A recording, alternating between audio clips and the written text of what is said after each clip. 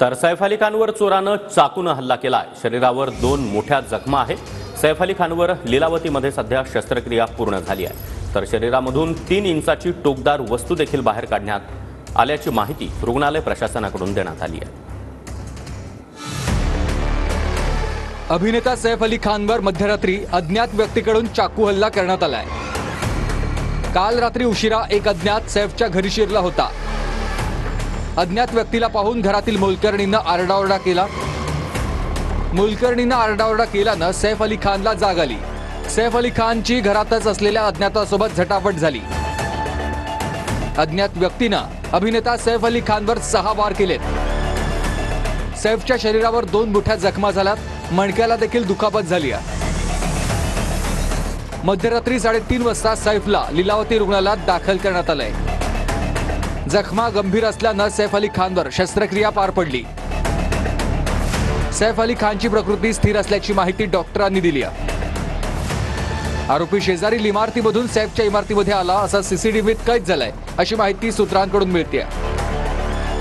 चोरी करण्याच्या उद्देशाने आरोपीनं सैफच्या घरात प्रवेश केल्याचा प्राथमिक अंदाज आहे। घरात शिरलेल्या चोरानं सैफ अली खानवर 6 वार केले। सुरुवातीला आरडाओरड करणाऱ्या मोलकरणीवर 1 वार केला। जखमी सैफवर लीलावती रुग्णालयात शस्त्रक्रिया पार पडली। सैफ अली खानच्या मणक्यालाही दुखापत झाली आहे। सैफ अली खानवर डॉक्टर नितीन डांगे यांच्या नेतृत्वातील डॉक्टरांकडून उपचार सुरू आहेत। सैफ अली खानवर हल्ला झाल्यानंतर त्याला रिक्षातून लीलावती रुग्णालयात आणण्यात आलं। पार्किंगमधून कार बाहेर आणण्यासाठी वेळ लागत असल्यानं सैफ अली खानला रिक्षातून रुग्णालयात आणलं। त्यावेळी त्याचा मोठा मुलगा इब्राहिम देखील उपस्थित होता। सैफवर हल्ला करणारी व्यक्ती रात्रभर घरात दबा धरून बसली होती। घरात शिरलेल्या व्यक्तीचा महिला कर्मचाऱ्याशी वाद सुरू होता। सैफ अली खानला वाद ऐकताच रूम बाहेर आला। चाकू हल्ला करणारा घरात कसा शिरला याचा शोध सध्या सुरू आहे। सैफ अली खानवर झालेल्या हल्ल्याप्रकरणी पोलिसात गुन्हा दाखल झालाय। एक संशयित असून तो पायऱ्यांवरून घरात घुसल्याची माहिती पोलिसांनी दिली। चोरीच्या उद्देशाने आरोपी घरात घुसला होता आणि त्यानंतर त्याने सैफ अली खानवर हल्ला केल्याचं पोलीस म्हणाले। सैफ अली खानवर झालेल्या हल्ल्यानंतर पोलिसांकडून तपासाला वेग आलाय। मुंबई पोलिसांच्या 15 पथकांकडून घटनेचा तपास सुरू आहे। गुन्हे शाखेच्या 8 आणि पोलिसांच्या 7 टीमकडून तपास सुरू करण्यात आलाय। आरोपीचे घरातील फिंगरप्रिंट फॉरेन्सिक टीमने घेतले।